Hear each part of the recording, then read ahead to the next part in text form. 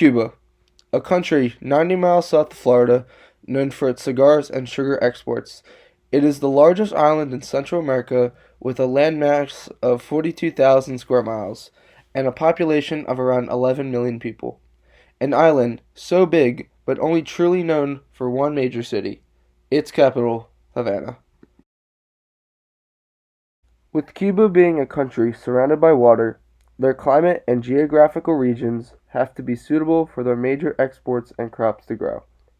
Cuba is covered by three main mountain ranges, which take up 35% of the island of Cuba.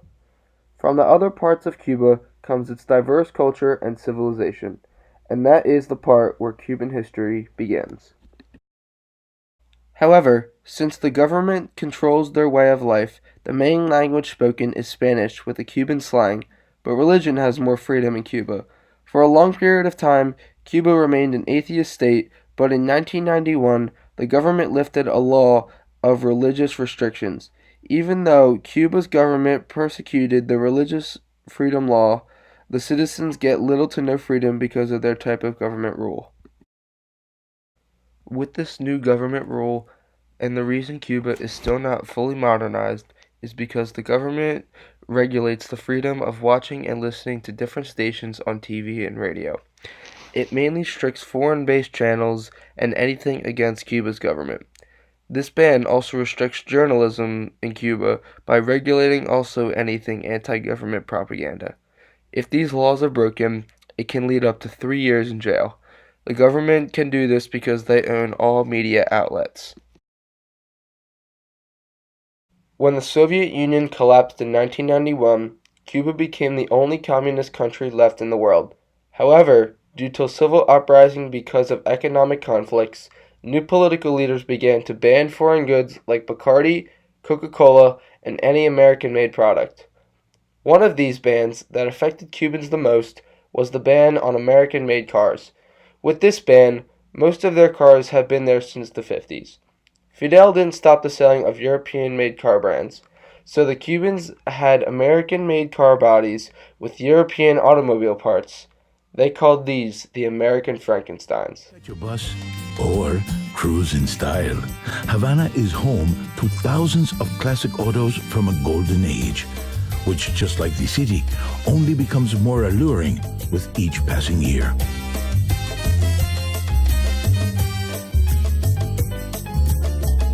Head west, and you'll soon... With the start of the 20th century came Cuba's first dictator, Fulgencio Batista. Even though he was the first dictator, he wasn't the most well-known throughout history. That was a dictator named Fidel Castro. Fidel was the most known for his involvement in many famous Cuban wars and his style of government. By this time, Fidel had declared Cuba an official socialist state, seizing foreign assets and redistributing farmland.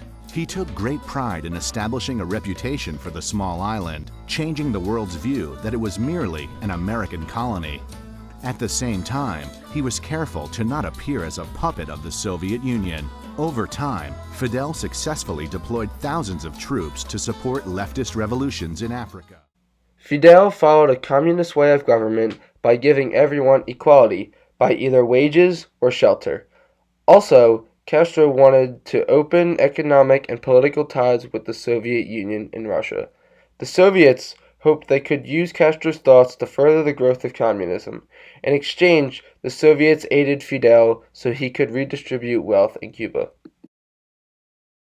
With Castro's new rule over the people, most became poor, which caused them to ration things like toilet paper, soap, coffee, and other necessities. Most lost their jobs in small businesses and needed to find a new way to earn money. So many decided to go into entertainment by singing wherever they could. One of these more popular groups, named the Havana Compass Dance Company, created music out of handmade instruments such as wooden chairs and any kitchen tools. They perform music all around Havana and have built a school in Havana for people to learn these ways of music. They have been to the White House numerous times and performed in hundreds of cities.